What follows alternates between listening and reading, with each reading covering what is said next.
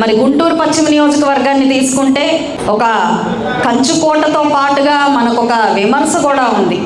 ఇక్కడ ఒకసారి గెలిచిన ఎమ్మెల్యే మళ్ళీ ఎమ్మెల్యేగా ఇక్కడ రాణించలేకపోయారు అనే ఒక నానుడి కూడా మన దగ్గర ఉంది. అయితే దానివల్ల ఒక్కొక్క నాయకుడికి ఒక్కొక్క అనుచర వర్గం ఈ పశ్చిమ నియోజకవర్గంలో ఏర్పడింది. అయితే ఎందరు వచ్చినా ఎందరు వెళ్ళిపోయినా, ఇందాకే అన్నారు నాని గారు, పదవులేం శాశ్వతం కాదు, ఈ 3 సంవత్సరాల తర్వాత మరొకరు, ఈ 10 సంవత్సరాల తర్వాత మరొకరు, లేదంటే ఇంకొకరు అని. ఎవరు వచ్చినా కూడా మనందరం ఉంది ఆ పార్టీ గొడుగు కింద అని మాత్రం మర్చిపోకూడదు. ఏ గ్రూపుకి ఆ గ్రూపు ఈ గొడుగు నుంచి దూరంగా వెళ్తే అందరం తడుస్తాం. అలా కాకుండా అందరూ ఐకమత్యంగా దగ్గరైతే అందరూ సురక్షితంగా ఉంటాం. గొడుగు కింద ఉండాలనుకోవాలి కానీ ఎవరికి వాళ్ళు గుర్తింపు కోసం పరిగెత్తకూడదు, ఏ డైరెక్షన్లో పడితే ఆ డైరెక్షన్ అని నా అభిప్రాయం.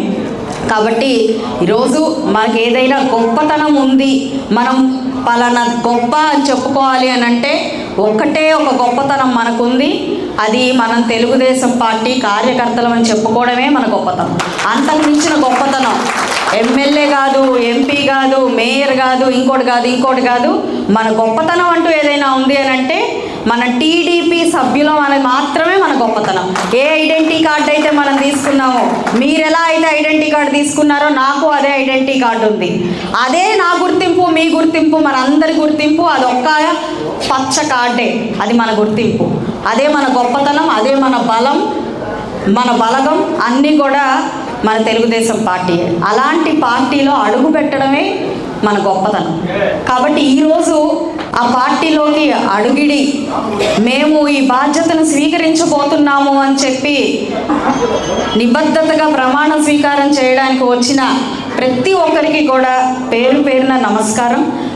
ఈ పార్టీకి ఆ బలాన్ని మీరు చేకూరుస్తారని, ఈ పార్టీకి ఆ ఒక గొప్పతనాన్ని మీరు ఎప్పటికీ ఇలాగే నిలబెడతారు అని చెప్పి నేను కోరుకుంటున్నాను. నా